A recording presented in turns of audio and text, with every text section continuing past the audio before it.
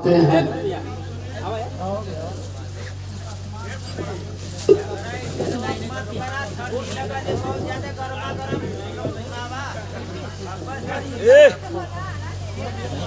Hello,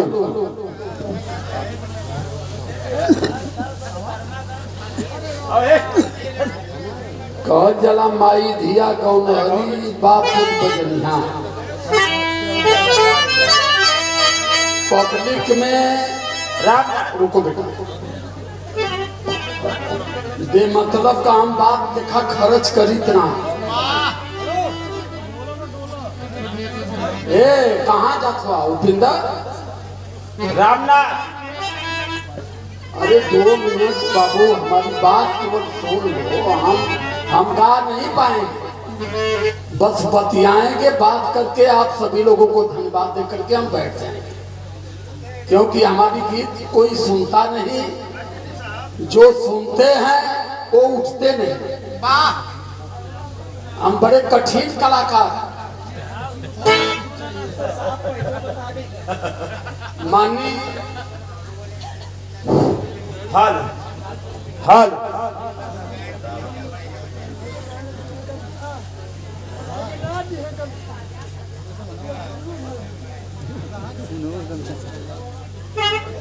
सम्मान किया गया इस श्रद्धांजलि सभा में। और आदरणीय हमारे बड़े भाई भैयालाल कवि जी, हमारे छोटे भाई बड़े छोटे थे। परवीन लाल जब हम गाते थे तो बड़े छोटे थे। हमारे ई बॉर्डर के हमारे रिश्तेदार भी हैं। और बाबूजी आज नहीं हैं, लेकिन बाबूजी ने जो विरासत पैदा किया है और अपनी विरासत में जो बेटा पैदा किया है, इस बेटे की वजह से बाबूजी का नाम पूरे भारत में, हिंदुस्तान में नहीं, भारत में नाम बाबूजी का सदैव अमर रहेगा। और भैयालाल जैसे बेटे को जो बाप पैदा करके चला गया, वो बाप गया नहीं है, उसका पर निर्माण हुआ है। मौत और पर निर्माण में बहुत अंतर होता है। आदरणीय काशीनाथ गुरुजी यही कह के गए कि जिस आंदोलन को हमने 88 में शुरू किया, मैं सोच रहा था कि अब इस आंदोलन को कोई आगे नहीं बढ़ा पाएगा, लेकिन उन्होंने स्पष्ट किया। सिद्धार्थ नगर में एक कार्यक्रम में रेजंगला दिवस पर कार्यक्रम काशीनाथ गुरुजी का हमारा इसी 19 नवंबर को हुआ था। वहीं काशीनाथ गुरुजी रोने लगे कि कह रहे थे कि मैं सोच रहा था कि मेरी विचारधारा को अब इस धरती पर कोई कलाकार बढ़ाने वाला नहीं है, लेकिन जब राजकुमार यादव की मैंने बात सुना, इनकी गीत को सुना, तब बुढ़ौती में मेरी जवानी जगी। और तब मैं करताल उठाया कि अब इस बेटे के लिए मुझे करताल उठाना पड़ेगा, तब इसका कोई जोड़ और इसका कोई सम्मान कर पाएगा। मैं बैठा था यहाँ केवल सुन रहा था। मैं गाने के लिए नहीं आया, गाने का बड़ा शौक नहीं मुझे। कल फतेहपुर में परसों मैं चला जाऊंगा रांची में। मैं तो सोच रहा हूँ कि मैं थोड़ा सा 2-4 दिन देश छोड़ दे, कि मैं सो लूं, बैठ लूं, गाड़ी में सोना बैठना खाना अब सब चल रहा है। हमारे बीच में जितने भी हमारे लोग आए हैं, हमारे सम्मानित कलाकार, हमारे कवि हृदय, हमारी माताएं, मातृ शक्ति माताएं बहनें, हमारे पिता तुल्य बुजुर्ग नौजवान जितने भी हैं, इस देश में एक पूरी चैलेंज के साथ बात कह रहा हूँ। राष्ट्रपति सम्मान अगर किसी को मिला, राष्ट्रपति भवन में मिला, तो सिर्फ नसूड़ी यादव को मिला। और खेत खलिहान से उठा करके बिरहा को विधान परिषद में कोई पहुंचाया तो सिर्फ काशीनाथ यादव पहुंचाए। विचारधारा को मजबूत करने के लिए बहुत बड़ा संघर्ष, बहुत बड़ा जीवन करने की आवश्यकता होगी। आज संगीत की साय में मैं बिरहा गा रहा हूं, चारों तरफ नाल टंगी हुई है, कहां मिलेगा, कहां उसको हम शूट करें। लेकिन हमने चैलेंज किया है, जहां तेरे बाप में हैसियत हो वहां तुम हमसे मिलो। 4 प्रदेशों में लगातार हम संघर्ष समाज के लिए, देश के लिए, शोषित समाज के लिए हम लड़ रहे हैं। गाना बजाना अलग विषय मित्रों, लेकिन समाज को लेकर के जोड़ना, देश को बचाना, भारत को बचाना। भारत जिस दिन हिंदुस्तान हो गया उस दिन हमारी हैसियत, हमारी अहमियत सब कुछ खत्म हो जाएगी। न हमारे पास जमीन रहेगी, न हमारे पास कोई अहमियत रहेगी, न हमारे पास शिक्षा रहेगी। काशीनाथ गुरु जी ने सिद्धार्थ नगर में कहा था कि जिस आंदोलन को हमने 88 में शुरू किया था, मैं सोच रहा था कि मेरी विचारधारा को कौन व्यक्ति आगे बढ़ाएगा। जब राजकुमार यादव जी की गीत को मैंने सुना, तब फिर बुढ़ौती में मैंने करताल को उठाया।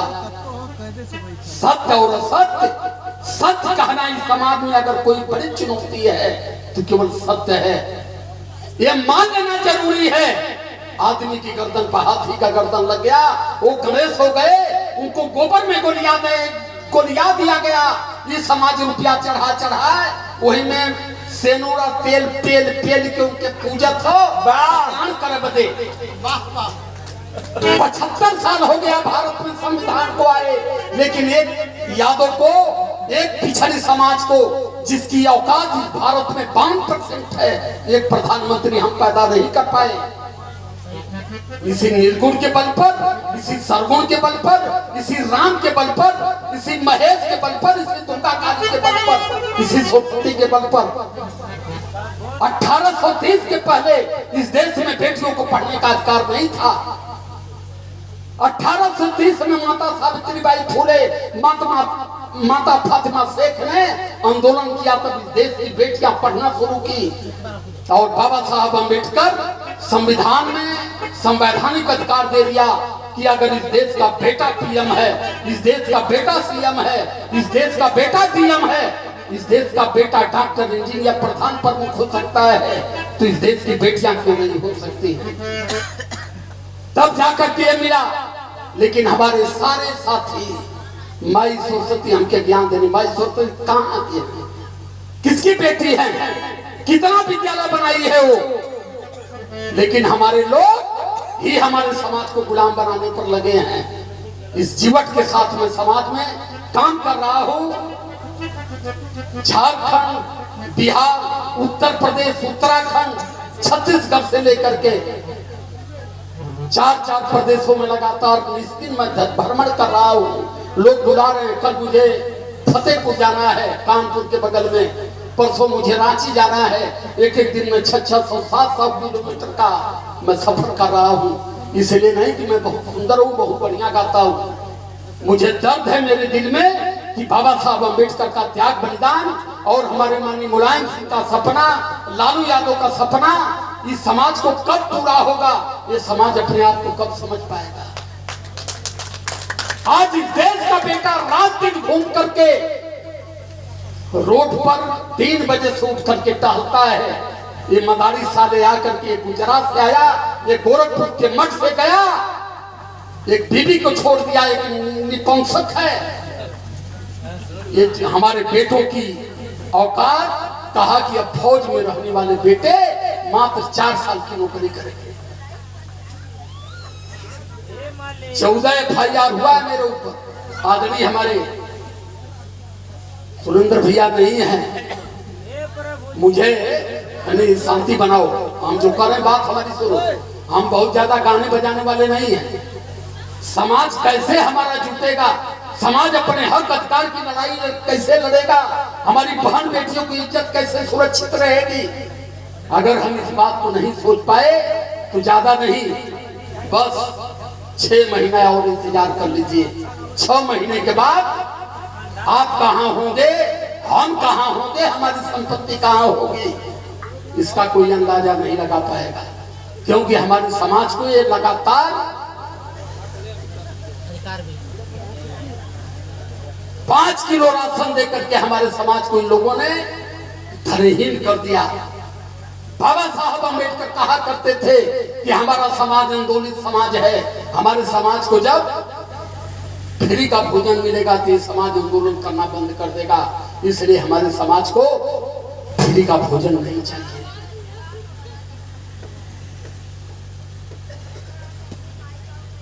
तो 2 मिनट अपनी बात कर लेते हैं। सौरभ,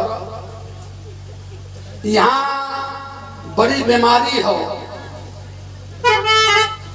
सम्मान किया हमारे बाबू प्रवीण लाल यादव, आदरणीय हमारे भैयालाल डॉक्टर भैयालाल कवि जी, उपस्थित जनमानस, आप सभी लोगों को नमन करता हूँ। मैं बहुत ज्यादा गा नहीं पाऊंगा, न गाने का मुझे ढंग है, बस मेरे दिल में एक इच्छा